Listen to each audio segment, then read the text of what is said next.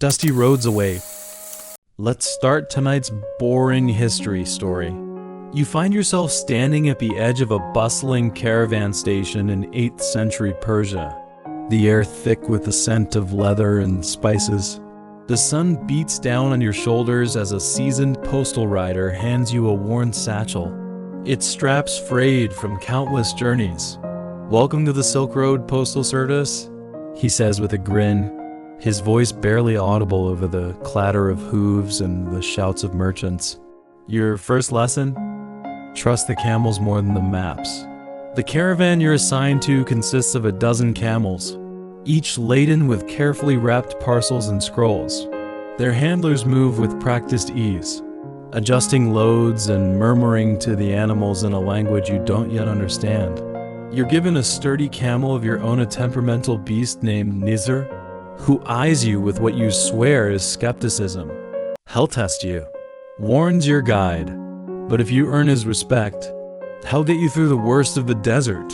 As the caravan sets off, the rhythm of the journey begins to reveal itself.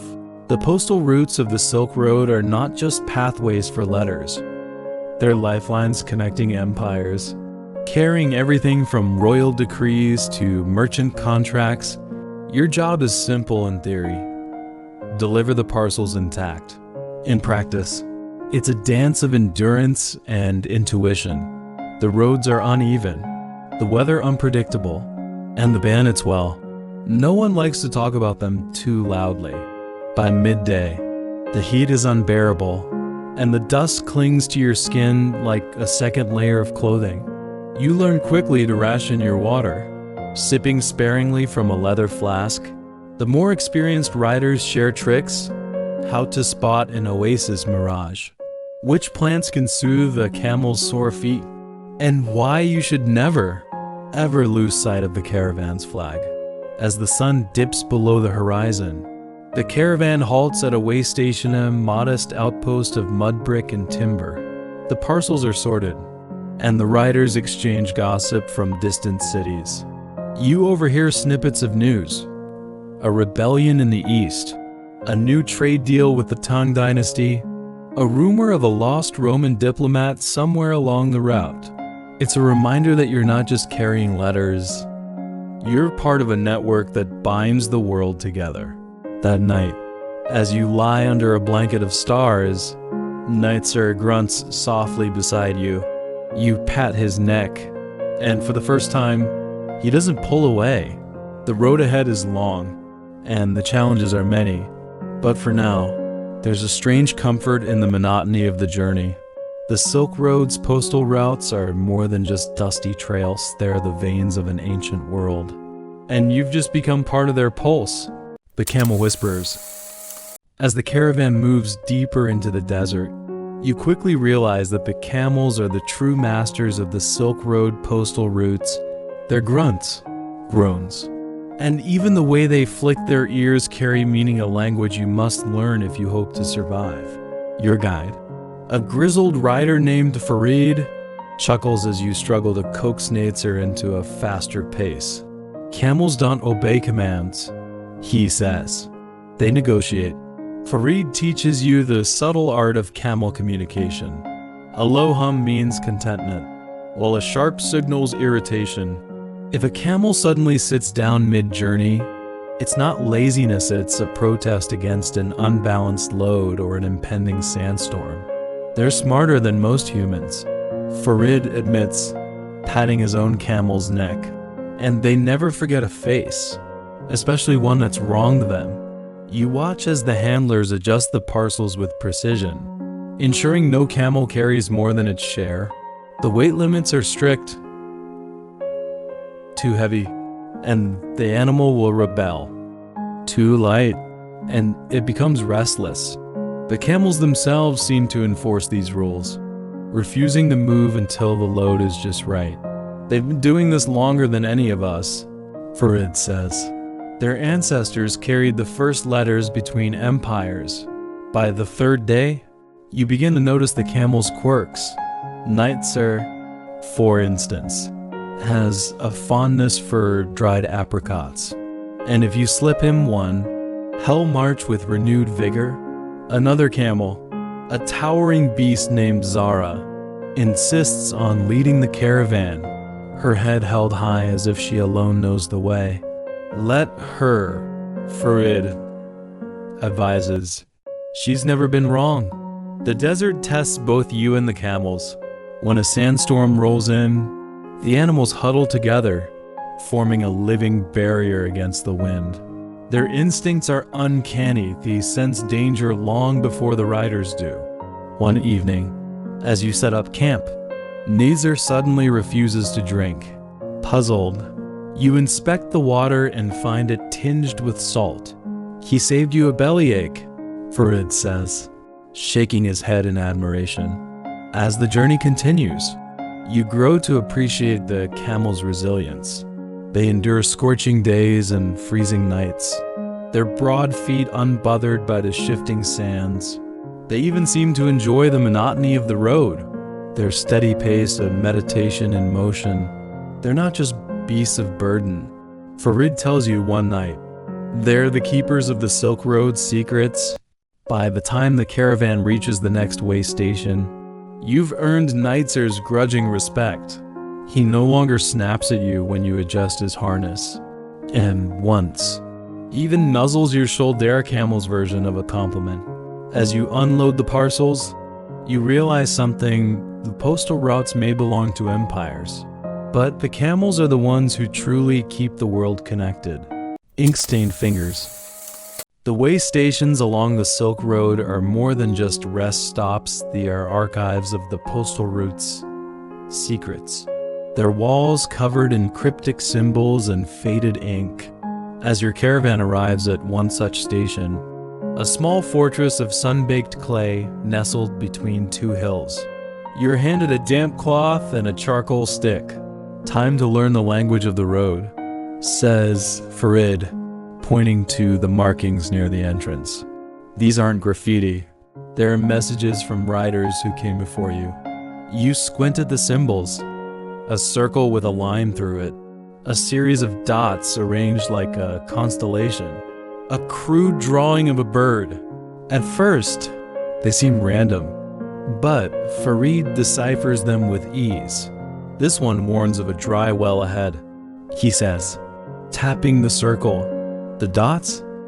That's how many days to the next station. And the bird means safe passage, a rare thing out here. The station's keeper, an elderly man with ink-stained fingers, welcomes you inside. His workspace is cluttered with scrolls, wax seals, and pots of dye. He shows you how to mark your own messages on the walls, using a shorthand developed over centuries. Every rider leaves something behind, he explains. Directions, warnings, even jokes. It's how we keep each other alive. As you practice copying the symbols, you notice something peculiar. Some marks are fresh, while others are so old they've nearly faded into the clay. The keeper nods when you mention it. The oldest ones?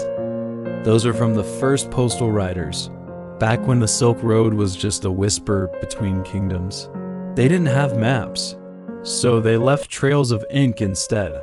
That night, as you add your own symbol, a small star to mark your first journey, Farid tells you a story. Years ago, a rider got lost in a sandstorm and survived by following the symbols to a hidden well. The ink on these walls has saved more lives than any sword, he says. Remember that when you're tempted to rush past them. By morning, the caravan is ready to move on. But the way station's walls linger in your mind. They're not just records of the past. They're a living map, written in a language only the postal riders understand. As you mount Neitzer, you glance back at your star, now part of the road's endless story. The Silk Road may be made of dust and stone, but its true foundation is ink. Moonlight Messengers. Nightfall on the Silk Road transforms the postal caravan into a ghostly procession, moving silently under a blanket of stars. The daytime heat gives way to a biting chill, and the riders tighten their cloaks as the camel's breath forms mist in the air. This is when the real work begins. Farid murmurs, his voice barely above a whisper. "Bandits sleep in the day. We ride at night to avoid them." The moonlight casts long shadows across the dunes, turning the familiar landscape into something eerie and unfamiliar. The caravan moves in near silence. The only sounds the soft crunch of sand underfoot and the occasional jingle of a harness. You've been taught the rules of night travel. No fires, no loud voices, and no straying from the path. Even the camels seem to understand the need for stealth, their footsteps lighter than usual. Farid signals for a halt near a rocky outcrop, and the riders dismount to inspect the terrain. He points to faint tracks in the sand, a sign that others have passed this way recently. "Not ours," he says grimly. "Bandits, or maybe another caravan. Either way, we tread carefully.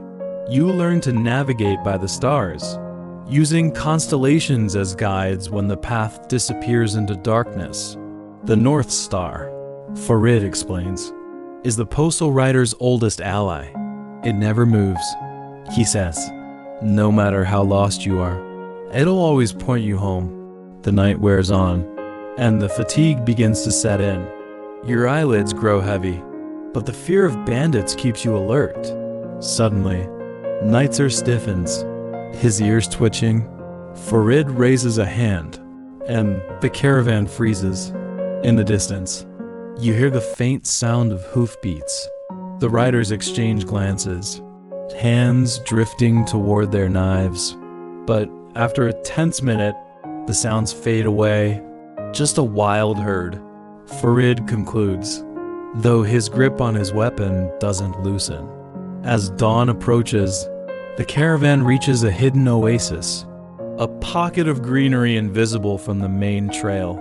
The riders finally rest, their camels drinking deeply from the cool water. "We'll sleep here today," Farid announces. We ride again. You collapse onto a patch of grass, too exhausted to even remove your boots. But as you drift off, you realize something. The night rides are more than just a precaution. They're a reminder that the Silk Road's postal routes are alive with secrets, dangers, and a quiet, moonlit beauty that few ever see. Spice-scented letters. Among the parcels and scrolls in your postal satchel, there's one that stands out, a small, tightly wrapped bundle that emits a faint, intoxicating aroma. "Careful with that one," Farid warns, nodding at the package. It's not just paper inside. The Silk Road carries more than words. It carries the scent of empires. As you ride, the fragrance grows stronger, a mix of cinnamon, cardamom, and something unnamable, exotic and ancient. The keeper at the next way station explains its origin. Merchants often tuck spices into their letters, both as a gift and a preservative. "The smell keeps moths away," he says, unwrapping a centuries-old scroll with reverence. "And sometimes, it tells you where the letter's been without even opening it." You're assigned to sort the spice-scented parcels, a task that feels like unraveling a sensory map of the world. One bundle smells of saffron, its golden thread still clinging to the parchmented treasure from Persia. Another carries the smoky tang of Sichuan peppercorns, hinting at a journey through the misty hills of China. Farid laughs as you sneeze over a particularly pungent package. "That's frankincense," he says, "straight from the temples of Arabia. The camels hate it, but the spices aren't just for preservation or show. You learn that they often hide secrets. A merchant's letter might be stuffed with cloves to mask the scent of smuggled silk, or a diplomat's scroll layered with turmeric to deter prying eyes. The dye stains fingers yellow, revealing if someone's tampered with it. Every spice has a purpose. The way station keeper muses, just like every word in these letters. One evening, as you repack the parcels, you find a tiny pouch of seeds nestled between the folds of a document. "Plant these in water," the accompanying note reads, "and you'll taste the gardens of Samarkand." It's a humble gift, yet it feels like a key to another world. Farid watches as you tuck it into your satchel. That's the thing about the Silk Road, he says. Even its secrets are generous. By the time the caravan moves on, the spice-scented letters have left their mark on Yan, just in your memory. But on your hands and clothes, the camels sniff you curiously, as if you've become part of the road's tapestry. And in a way, you have. The Silk Road doesn't just connect places. It weaves them together, one fragrant letter at a time. The paper chase? As you sift through the postal satchels at the next way station, you realize the Silk Road's parcels are far more than official decrees and merchant invoices. Between the wax-sealed scrolls lie unexpected treasure as a love poem penned in delicate calligraphy, a child's drawing of a camel, even a divorce decree stamped with an angry thumbprint. Every bag tells a story.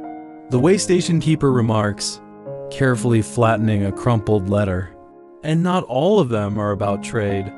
One bundle, wrapped in faded blue cloth, contains a collection of recipes written in a shaky hand. The ink smudges suggest the author was elderly or perhaps writing aboard a swaying camel. Farid translates the headings. Honeyed dates for heartache. Barley soup for long winters. Someone's grandmother is mailing her wisdom across the desert, he says, rewrapping the bundle with unusual gentleness. Another parcel, unusually light, holds only a single feather and a note. For the child who asked about sky colors, the way station keeper smiles. Postal riders sometimes play courier for dreams, he explains. This one's from a monk in Dunhuang to his niece in Kashgar. The feather's from a phoenixer, so he claims. But not all discoveries are heartwarming. A water-stained letter recounts a family's flight from war, their words blurred by what might be tears or rain. A broken seal on a merchant's scroll reveals desperate price haggling as famine looms. The road doesn't hide the world's sorrows. Farid observes quietly.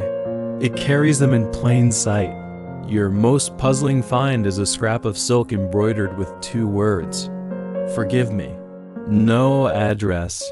No signature, just needle work finer than any you've seen. The way station keeper stores it in a sandalwood box with other orphaned letters. Some messages aren't meant to arrive, he says. They're just meant to exist. By nightfall, you've developed a habit of holding each parcel a moment longer, as if the weight of its story might transfer to your palms. Neitzer huffs impatiently as you delay loading him, but even he pauses when you unwrap a small clay whistle shaped like a nightingale. Its accompanying note reads, "Blow this at the Taklamakan's edge. The wind will answer." As the caravan prepares to depart, you tuck the whistle into your sash. The Silk Road's true cargo, you realize, isn't measured in silks or spice, but in the fragile, stubborn hope that words can bridge the spaces between use. The monsoon rains arrive without warning, turning the Silk Road's dusty trails into treacherous rivers of mud. Your caravan is caught midway through the Taklamakan desert, where the parched earth seems to drink the water greedily until it can drink no more. Farid curses as Neitzer's hooves sink ankle-deep into the sludge. This is why we oil the satchels. He shouts over the downpour, tossing you a goatskin pouch of grease. A drowned letter is worse than a lost one. You work frantically to waterproof the parcels, rubbing grease into every seam, and fold. The scrolls, already fragile from desert heat, now face an opposite enemy. One merchant's invoice disintegrates in your hands as you transfer it to a waxed cloth. Wrapped ink bleeding into blue ghosts of characters. "That's a month's wages gone," mutters the way station keeper, salvaging what fragments he can. Rain is the quietest thief on the Silk Road. The camels balk at crossing a newly formed stream where the path used to be. Farid dismounts to test the depth with his staff, but the current sweeps it away instantly. "We'll have to wait it out," he declares, though the way station is still 2 days' walk ahead. You huddle under makeshift tents fashioned from saddle blankets, listening to the camel's uneasy grumbles. Nitzer presses his damp flank against you, sharing warmth like a grudging furnace. When the rain finally eases at dawn, the damage becomes clear. Half the parcels bear water stains, and one satchel of mulberry paper has fused into a solid block. The way station keeper employs an ancient trick, sprinkling powdered alum to separate the page, but some words are lost forever. This is why the Tang Dynasty clerks make 3 copies. He sighs, showing you a bamboo tube containing duplicate scrolls. One for the road, one for the river, and one for the rats. As you repack the salvaged documents, you uncover a minor miracle. A letter wrapped in lotus leaves. Its ink still crisp. The sender's note explains, "My grandfather sailed the Unswater, teaches patience." You add the technique to your growing mental ledger of postal survival tricks. Alongside grease and alum and triple copies, the caravan moves on. The camel's legs caked with mud that will take days to dry. Farid points to faint grooves in the earth ahead and ancient drainage channels carved by long-dead riders. They knew the desert remembers water, he says. You watch the channels guide the runoff away, a silent collaboration between humans and landscapes spanning centuries. The Silk Road's real infrastructure, you realize, isn't just stone and ink, it's the accumulated wisdom of every soaked, shivering rider who came before you. The Khan's menu. At a remote way station near Samarkand, the caravan is greeted not by the usual ledger keeper, but by the rich aroma of sizzling lamb and cumin. A burly man with flour-dusted hands waves you instead of postal rider turned cook who insists that hungry messengers make careless mistakes. His kitchen, you soon learn, is as much a part of the Silk Road's infrastructure as the camels or the way stations themselves. Over flatbreads still hot from the clay oven, he explains how postal routes shaped regional cuisines. Riders are picky eaters, he laughs, kneading dough with practiced hands. They refuse soggy noodles that want travel, but will ride miles for good dried apricots. His menu is a map of the Silk Road's tastes. Persian walnut stew thickened for easy transport. Tang Dynasty journey cakes baked with hemp seeds for endurance. And always extra garlic against ghosts and bandits alike. You're put to work rolling dough for samsa, the triangular meat pies that postal riders stuff into their saddlebags. The corners keep the filling from spilling. The cook says approvingly as you fold your 20th pastry. He shows you how to seal the edges with egg wash, a trick learned from Byzantine merchants, and jokes that his kitchen has caused more diplomatic marriages than any emperor's decree. A full stomach makes everyone friendly. Between batches, you hear tales of culinary espionage, how a Uyghur rider smuggled yeast cultures in his hat lining to start the first Central Asian noodle shop. The time a Byzantine diplomat's love for Sichuan pepper sparked a 2-year spice war. Food travels faster than armies. The cook muses, stirring a pot of something that smells like ginger and rebellion. As night falls, the way station fills with riders from 3 different caravans, all drawn by the kitchen's reputation. A Hittan horseman trades dried venison for the cook's secret pickle recipe. A Sogdian merchant's daughter demonstrates how to shape dumplings into camel shapes for luck. Even Nitzer receives a treat, barley balls laced with medicinal herbs, designed to soothe travel-weary joints. Loading the camels at dawn, you find your satchel heavier stuffed with sesame crackers and a clay jar labeled for emergencies. Peeking inside, you find not medicine, but honey-soaked walnuts. The cook winks. Sometimes the emergency is needing something sweet. The lesson lingers as the caravan moves on. The Silk Road wasn't just fed by trade, it was built on shared meals. Every bite carried the memory of 100 riders before you. Their recipes as vital to the journey as any map or message. Silent languages. At the border between empires, where rival postal routes intersect, words become dangerous currency. The caravan halts before a stone marker carved with twin dragon sun, facing east, one west. Farid dismounts and makes a series of precise hand gestures toward the watchtower. After a tense silence, an answering flicker of torchlight grants passage. "Welcome to the silent trade," he murmurs, "where empires speak through fingers, not tongues." You learn this sign language was born of necessity.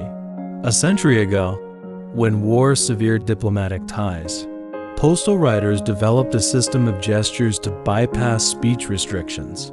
Some signs are practical.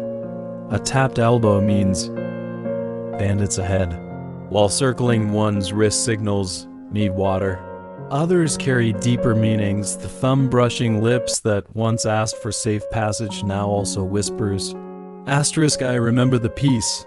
Asterisk, the next way station's keeper. A woman missing 2 fingers on her left hand demonstrates advanced techniques. She shows how to convey numbers by counting knuckles, and how to throw signs across distances using mirror flashes. The Sogdians invented this, she says, arranging 3 pebbles in a trianglia, merchant's code for asterisk trust but verify. Asterisk, but we've all added to it. Even the camels know some signs. Indeed, Neitzer startles you by stomping twice when a Tibetan rider makes the gesture for heavy load. The riders laugh as you gape. They've carried more secrets than any of us, says Farid, scratching Neitzer's favorite spot behind the ears. The camel's responding hum vibrates through your knees. Danger forces mastery. When scouts spot potential ambushers near a mountain pass. The caravan communicates entirely through touch, a squeeze on the shoulder to halt. A palm pressed flat against a back to signal asterisk drop low. Asterisk, you mimic the riders, your hands learning faster than your mind. By moonlight, a Persian rider teaches you the most sacred sign. Fingers interlaced like roots, meaning asterisk, the road connects us all. Asterisk, at dawn, you encounter the system's limits. A Tang Dynasty border guard demands spoken passwords none of your caravan knows. Just as tensions flare, the way station keeper produces a scroll bearing the imperial seal, not a document, but a painting of cranes in flight. The guard immediately stands down. Some messages, Farid explains later, are too dangerous for hands or tongues. As the caravan moves beyond the borderlands, the silent language fades like morning mist. Yet your fingers still twitch when you see unfamiliar riders, aching to ask without words. Asterisk, friend or foe. Asterisk, the Silk Road's true alphabet. You realize, wasn't carved in stone or inked on paper, it was written in the spaces between speech, where only those who listened with their hands could understand. Fading hoof prints. The final stretch of your journey arrives with an unsettling quiet. The caravanserai where generations of postal riders once gathered now stands half abandoned. Its walls echoing with the ghosts of laughter and clattering hooves. The stable master, an old man with a limp from a camel bite decades ago, greets you with a sad smile. You're among the last, he says, stroking Neitzer's neck. The new imperial couriers ride horses and carry sealed metal tubes. No need for camel wisdom anymore. As you unpack the satchels one final time, you notice the subtle changes creeping in. The parcels are lighter, more official documents, fewer personal letters. The way station's walls, once dense with riders' symbols, now bear the clean strokes of bureaucrats' brushes. Even the camels seem to sense the shift, their usual stubbornness replaced by something like resignation. Farid watches a group of sleek horses thunder past, their riders clad in identical tunics. Speed over stories, he mutters. That's the new way. The stable master invites you to a farewell ritual older than the postal service itself. in the flickering light of a single oil lamp. Riders past and present press their palms into a clay tabletone final record of hands that knew the road's secrets. Yours leave the faintest impression, barely discernible beside Farid's calloused grip and the stablemaster's arthritis-twisted fingers. This will go into the archives, he says, though his tone suggests it's more prayer than fact. That night, Nitzer does something unprecedented. He rests his head on your shoulder, his warm breath stirring your hair. Farid chuckles. That's a camel's goodbye, he explains. They never do that unless they know it's the end. At dawn, the Imperial couriers arrive with their crisp scrolls and efficiency. You watch as the stablemaster reluctantly hands over the keys to the storerooms. Only one rebellion remains the cook, who flatly refuses to alter his recipes for the new riders. Let them eat hardtack, he grumbles, packing his knives. The Silk Road deserves flavor. As you prepare to leave, the stablemaster presses a small bundle into your hands, a handful of faded way station symbols scratched on the leather scraps. So you remember how we spoke, he says. Outside, Nitzer nudges you toward the road one last time, his bell tolling softly in the still air. The Silk Road's heartbeat fades with each step, until all that remains is the wind, carrying the echoes of 1,000 hoof prints that will never be made again. That's all for today. Thank you for listening. Remember to subscribe, and good night.